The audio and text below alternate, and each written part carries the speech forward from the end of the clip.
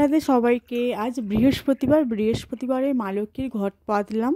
তো দেখো এখানে জলপূর্ণ করে নিয়েছি ঘর। তারপর একটা কাঁচা টাকা, সুপারি, কড়ি, হর্তুকি দিয়ে দিলাম। আর মঙ্গল চিহ্নটাও এঁকে নিয়েছি ঘটে। এবার মাটিতে একটু সিঁদুরের ফোঁটা দিয়েছি, বসিয়ে দিলাম। এরপর আমসর দিয়ে দিলাম। আম্রপল্লতে 5টা পাতা ছিল, 5টা সিঁদুরের ফোঁটা দিয়েছি। আর পান দিলাম, তার উপর ডাবের মুচিটা দিলাম। আর এবার মা লক্ষ্মীর জন্য শাঁখা পলা দিয়ে দিচ্ছি। আর বস্ত্রস্বরূপ একটা লাল চিলি দেব। হিন্দু শাস্ত্র মতে প্রতি বাড়িতে বৃহস্পতিবার মা লক্ষ্মীর পূজা করা হয়। আর যারা নিজেরা পূজা করো ঘট পেতে আমার মতো, দেখতে পারো কিভাবে পূজা করা হয়। ওখানে দুর্বার দিয়ে দিলাম আর একটা পৈতে দিলাম বস্ত্রস্বরূপ গণেশের। আর দেখো একটা মা লক্ষ্মী করি রাখছি মায়ের পায়ের কাছে।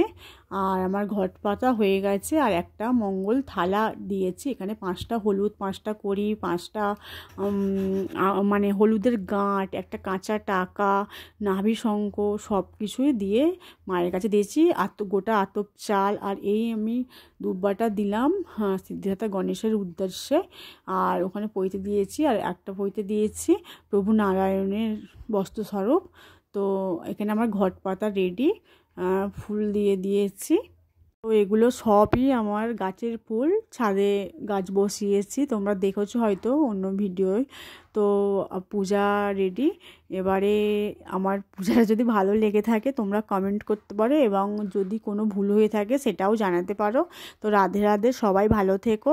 টাটা, আজকে মতো।